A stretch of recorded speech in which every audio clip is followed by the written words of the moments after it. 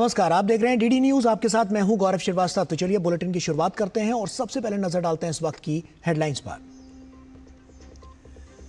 भाजपा ने राहुल गांधी पर साधा निशाना, कहा जनता नेता प्रतिपक्ष को अब नेता अप्रतिपक्ष मानने लगी है।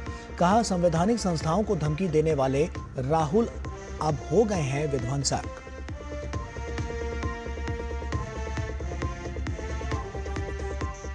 ऑपरेशन सिंदूर पर वायुसेना प्रमुख का बड़ा बयान, कहा हमने पाकिस्तान के 5 लड़ाकू विमान समेत एक टोही विमान को किया था तबाह।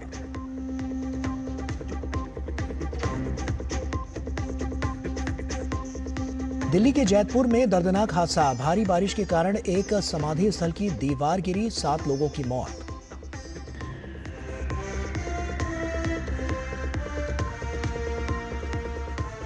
दिल्ली एनसीआर के कई इलाकों में भारी बारिश के कारण सामान्य जनजीवन अस्त व्यस्त, आज दिन भर के लिए रेड अलर्ट।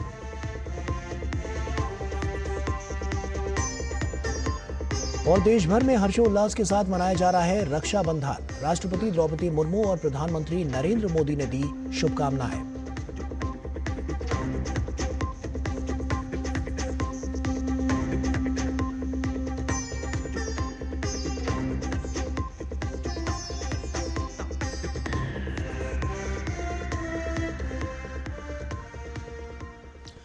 और आइए बुलेटिन की शुरुआत करते हैं। भारतीय जनता पार्टी ने राहुल गांधी को घेरते हुए कहा कि देश की जनता नेता प्रतिपक्ष को अब नेता अप्रतिपक्ष मानने लगी है।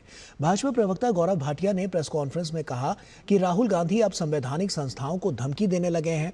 जिस तरह से उन्होंने निर्वाचन आयोग पर आरोप लगाए हैं वो अब विध्वंसक हो गए हैं।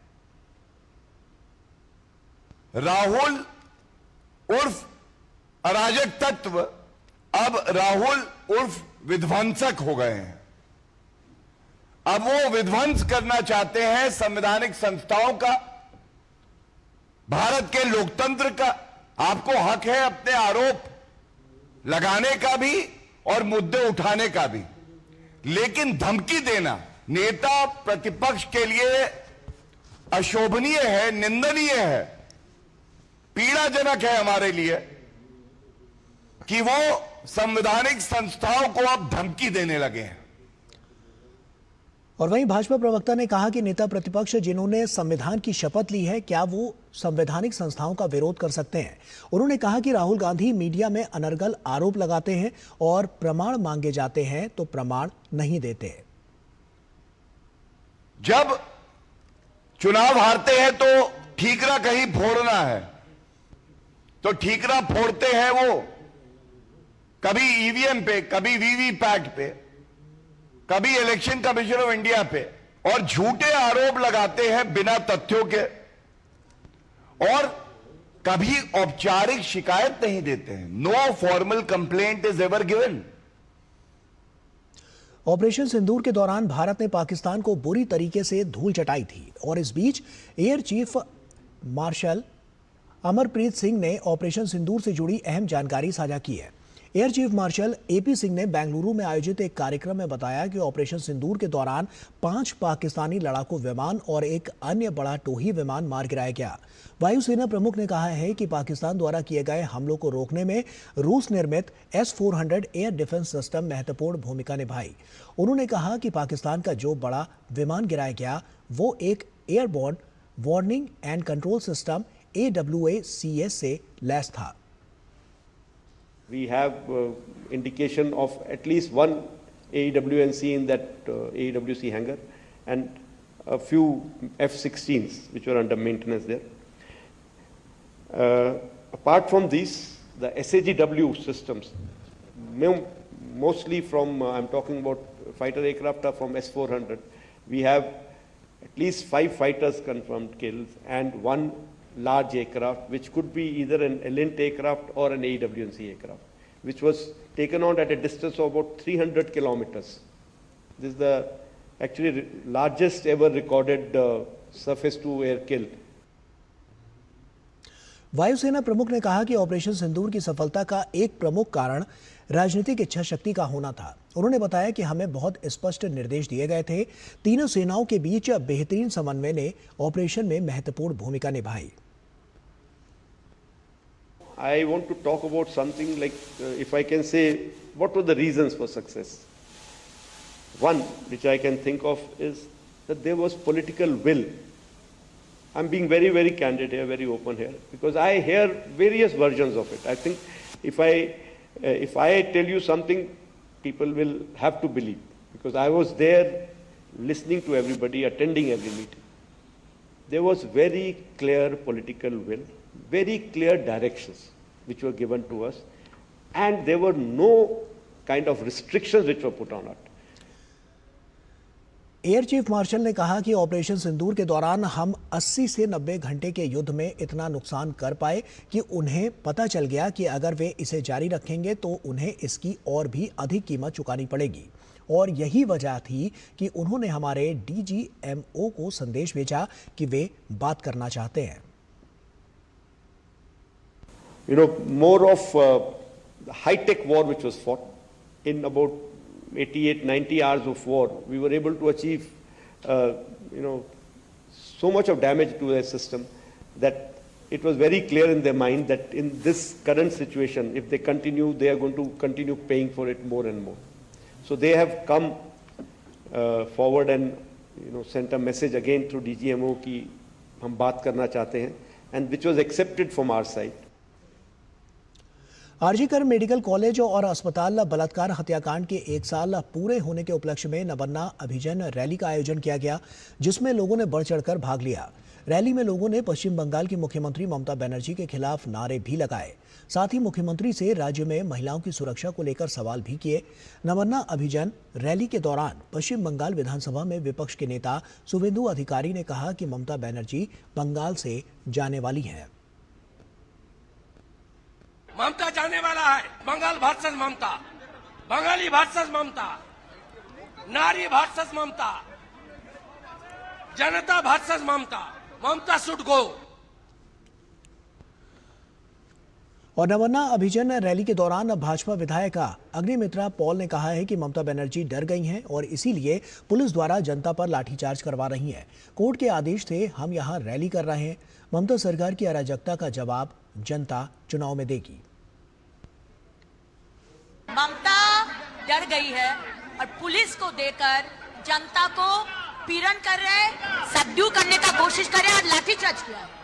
आज कोर्ट का अदालत का ऑर्डर से हम लोग कर रहे, आज लाठीचार्ज किया गया है। अभया का पिताजी माताजी को भी मारा गया है, अर्जुन सिंह का माथा फाड़ दिया गया है, हम लोग को भी मारा गया है। आज इसका जवाब जनता देंगे 2026 में। कोई भी स्वैराचारी शासक, ऑटोक्रेटिक रूलर का अंत होता है, ममता का अंत का टाइम आ गया है। और प्रधानमंत्री नरेंद्र मोदी कल कर्नाटक का दौरा करेंगे, जहां वे बेंगलुरु में विकास की कई योजनाओं की सौगात देंगे। इनमें खास है 3 नई वंदे भारत एक्सप्रेस ट्रेन और नई नम्मा येलो लाइन मेट्रो।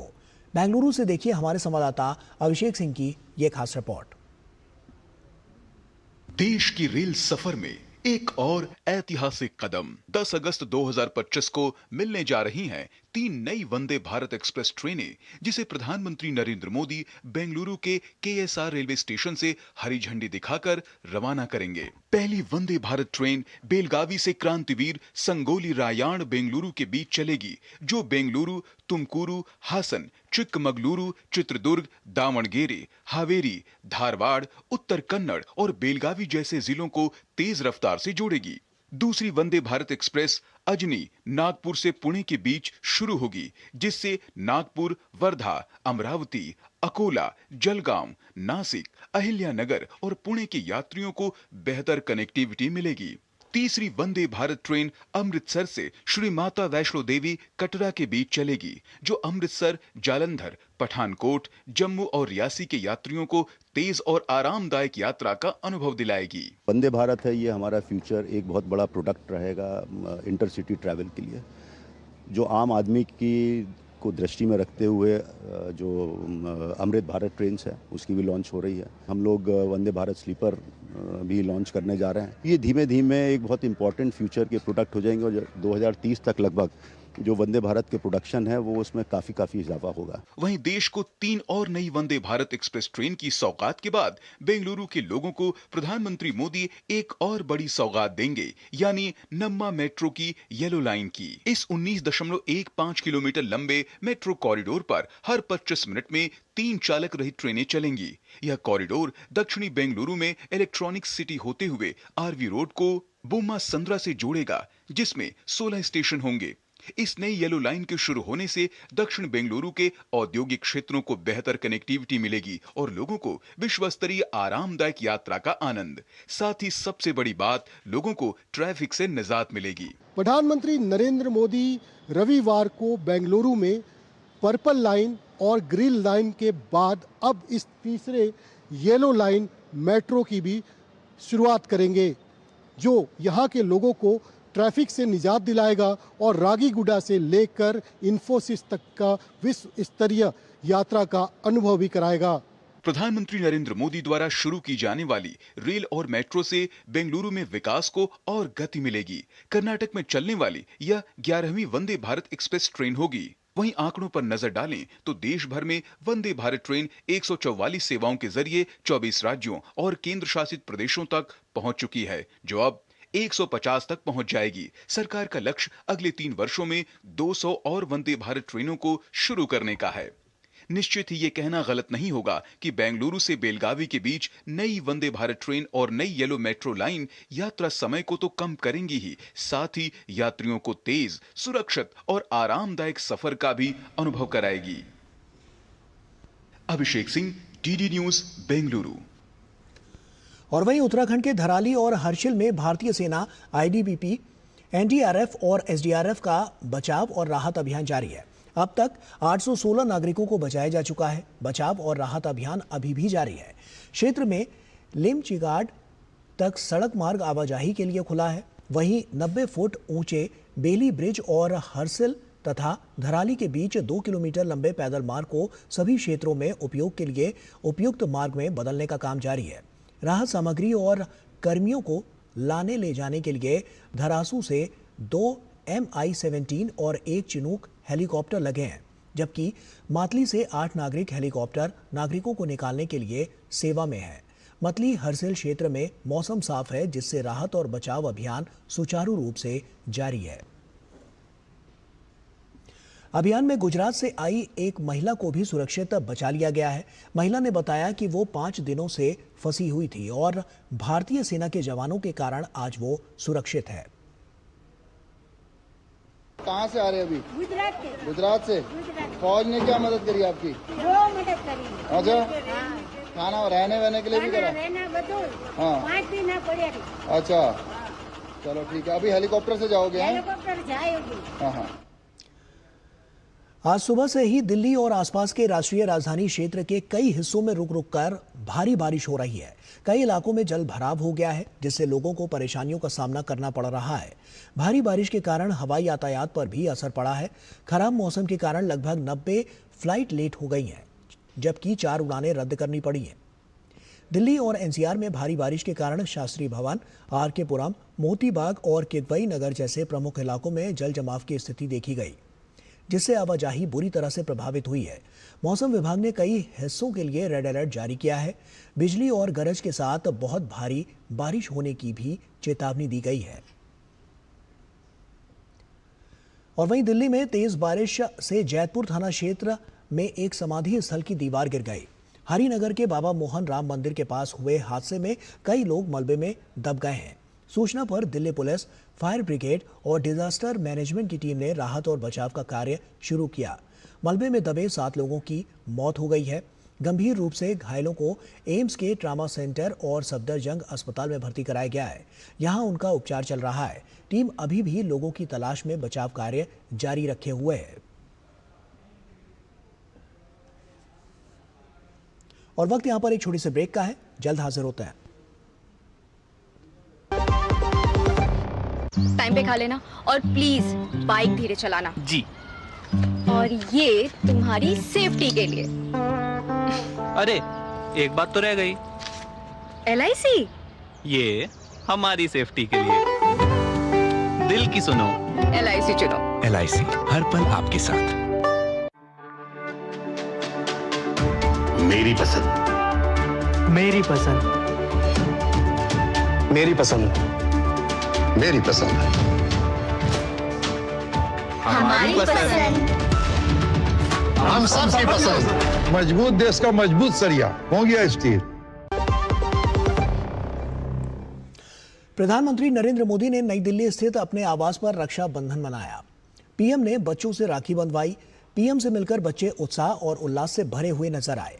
प्रधानमंत्री ने इससे जुड़ा एक वीडियो भी साझा किया। प्रधानमंत्री ने लिखा है कि आज रक्षाबंधन के एक बेहद खास उत्सव की कुछ झलकियां यहां प्रस्तुत हैं। हमारी नारी शक्ति के निरंतर विश्वास और स्नेह के लिए उनका आभार।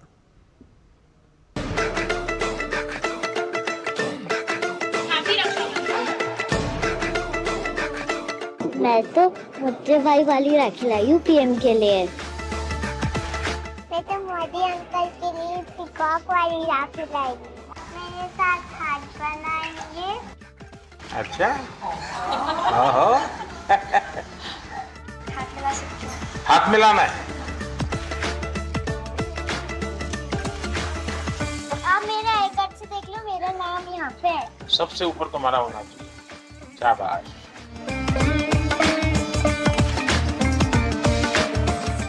आप सबको रक्षाबंधन की बहुत बहुत शुभकामनाएं।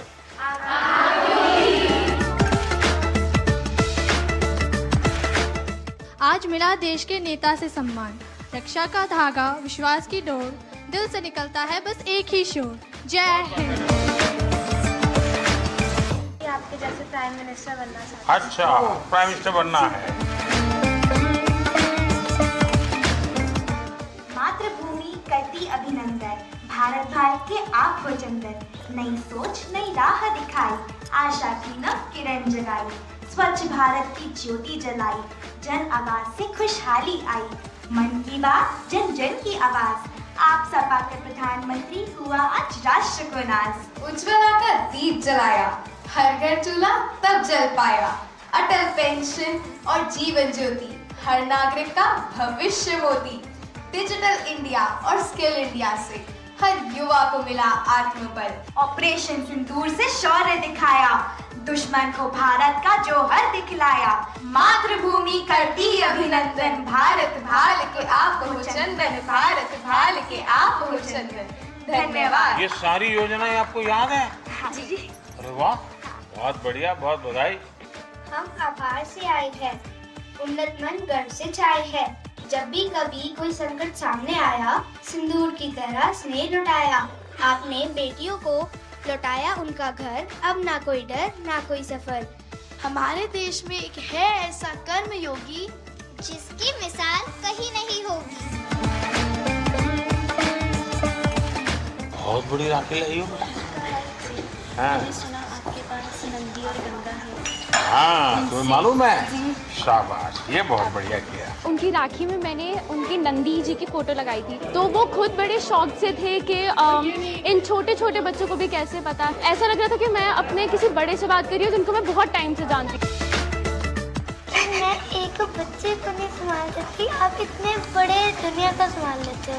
नहीं, आप लोग संभालते हैं। अब हमारे वॉरियर सेवियर दोनों। मैंने पीएम से बोला, वो हमारे सबसे बड़े सेवियर वॉरियर हैं और मैं उनको बहुत पसंद करती हूँ। दुनिया के सबसे बेस्ट प्राइम मिनिस्टर हैं। News headlines.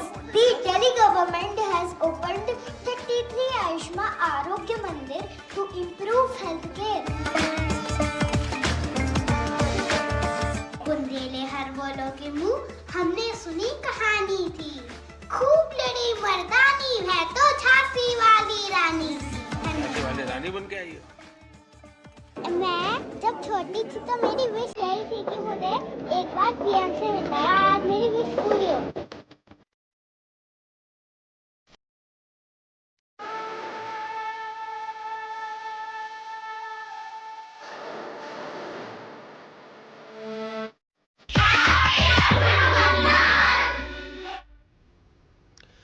और वहीं रक्षाबंधन के अवसर पर तेलंगाना से आई दृष्टिबाधित बच्चियों ने राष्ट्रपति द्रौपदी मुर्मू को राखी बांधी। 17 राज्यों के 600 से ज्यादा स्कूली बच्चे रक्षाबंधन का त्योहार मनाने के लिए राष्ट्रपति भवन पहुंचे। राष्ट्रपति ने सभी बच्चों को पर्यावरण को लेकर वृक्षारोपण के लिए प्रेरित किया और इस मौके पर हमारे संवाददाता विशाल बैरस्टो ने दिव्यांग बच्चियों से खास बातचीत की। देखिए। आज रक्षाबंधन है और हम इस वक्त हैं राष्ट्रपति भवन में। मेरे साथ कुछ दिव्यांग बच्चियां हैं जो तेलंगाना से आई हैं। आज उन्होंने राष्ट्रपति को राखी बांधी है और राष्ट्रपति से उन्होंने कुछ सीखा भी है। आइए हम उनसे बात करते हैं और जानते हैं। आपने राष्ट्रपति को राखी बांधी है, कैसा लगा आपको? बहुत अच्छा लगा। क्या बोला उन्होंने आपको? झाड़ लगाना, पेड़ लगाना बोले, केला का पेड़, तुलसी का पेड़, पीपल का पेड़ लगाना बोल के बोले। और क्या बोला आपसे राष्ट्रपति जी ने? आप लगाएंगे? मैडम हम लगाएंगे पेड़। कौन सा पेड़ लगाओगे? केले के, पीपल के और तुलसी के पेड़ लगाएंगे। So when you met her, did you feel that she is with you? Yes, I feel very happy. I'm very exactly happy. Exactly feel. She got up from her chair and gave her space. We are happy. So what are you going to tell your friends? That to plant trees in their gardens and say to others to plant trees. And what would you tell about your experience meeting the president? I'm very happy to meet madam. This is a great opportunity for us. Okay. Which class are you from? I'm from 10th class. And you? All 10th class? Only 2 members. And you? I'm from 9th class. You? I'm from 8th class. आपने सुना, ये जो बच्चियां हैं ये 8वीं से 10वीं कक्षा तक की छात्राएं हैं और ये बहुत खुश हैं कि इन्होंने राष्ट्रपति को राखी बांधी और राष्ट्रपति से ये सीख लेके जा रही हैं कि ये पौधा जरूर लगाएंगी। कैमरामैन पीयूष के साथ मैं विशाल Bairstow, DD news, Rashtrapati Bhavan. रक्षा मंत्री राजनाथ सिंह ने स्कूली बच्चों और ब्रह्मा कुमारी संगठन के सदस्यों के साथ रक्षाबंधन पर्व मनाया। बहनों ने रक्षा मंत्री की कलाई पर राखी बांधी और उनके मंगल कामना की यहां पर कामना की। केंद्रीय वाणिज्य और उद्योग मंत्री पीयूष गोयल ने आज नई दिल्ली में स्कूली बच्चों के साथ रक्षाबंधन का त्योहार मनाया। दिल्ली के विभिन्न स्कूलों के अलावा वृंदावन के संवेद गुरुकुलम गर्ल्स सैनिक स्कूल की छात्राओं ने भी इस मौके पर पीयूष गोयल को राखी बांधी। बच्चों ने इस मौके पर देशभक्ति गीत भी गाए और राष्ट्रवाद और राष्ट्र प्रेम पर अपने विचार साझा किए। केंद्रीय मंत्री पीयूष गोयल ने देशवासियों को रक्षाबंधन की बधाई दी और कहा कि ऑपरेशन सिंदूर ने यह साबित किया है कि देश की बहनों पर कोई भी आंच आएगी तो हम उसका मुंहतोड़ जवाब देने के लिए हमेशा तैयार हैं। जिस प्रकार से ऑपरेशन सिंदूर के बाद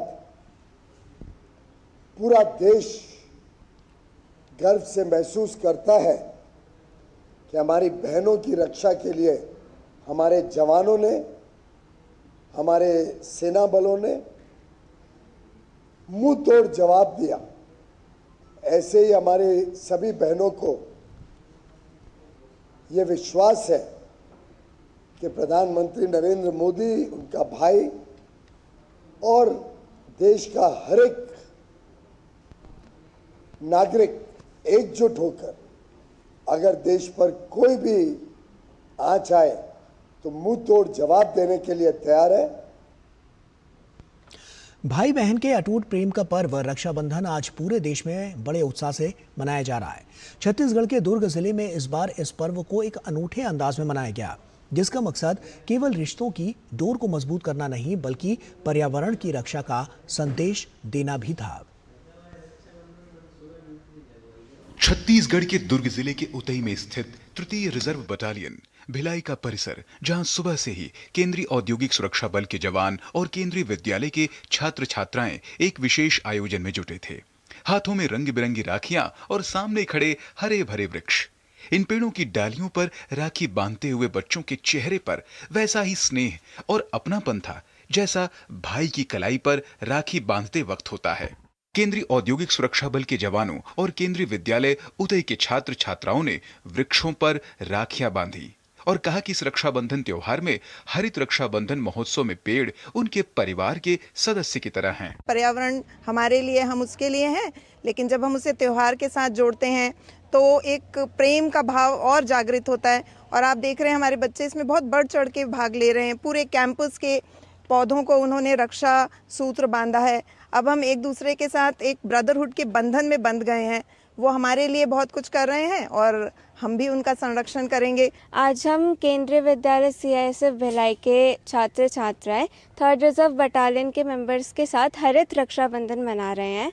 रक्षाबंधन हम रक्षा भाई बहनों की करते हैं, बट हमारी सुरक्षा पेड़ भी करते हैं, तो इसलिए हमने पेड़ों को राखी बांधी है। पेड़ हमारी सुरक्षा करते हैं, बट आगे चल के हम पेड़ों की भी रक्षा करेंगे। आज हमने 3rd रिजर्व बटालियन कैंपस के मेंबर्स के साथ हरित रक्षाबंधन मनाया है और इस बात की मुझे और हम सभी छात्रों को बहुत खुशी है कि रक्षाबंधन तो भाई बहनों का त्यौहार होता है, लेकिन आज हमने पेड़ों को राखी बांधी है क्योंकि पेड़ भी हमारी ज़िंदगी में एक भाई की तरह ही हमारी रक्षा करते हैं। हमने आज हरित रक्षाबंधन मनाया। इसके पीछे हमारा ये मकसद था कि हम पेड़ के साथ भाईचारा निभा सके, जैसे वो हमारी रक्षा करते हैं हम भी उनकी रक्षा करें। हरित रक्षाबंधन मनाने के पीछे उद्देश्य यह है कि जिस तेजी से वृक्षों की कटाई की जा रही है उससे जलवायु परिवर्तन हो रहा है, उसे रोकने के लिए पेड़ बचाना आवश्यक है। Bureau report, DD news. और प्रधानमंत्री नरेंद्र मोदी ने विश्व संस्कृत दिवस के अवसर पर देशवासियों को शुभकामनाएं दी। इस अवसर पर पीएम ने सोशल मीडिया प्लेटफॉर्म X पर लिखा कि आज हम श्रावण पूर्णिमा के अवसर पर विश्व संस्कृत दिवस मना रहे हैं। संस्कृत ज्ञान और अभिव्यक्ति का एक शाश्वत स्रोत है। इसका प्रभाव सभी क्षेत्रों में देखा जा सकता है। ये दिन दुनिया भर में संस्कृत सीखने और उसे लोकप्रिय बनाने वाले प्रत्येक व्यक्ति के प्रयासों की सराहना करने का सुअवसर है।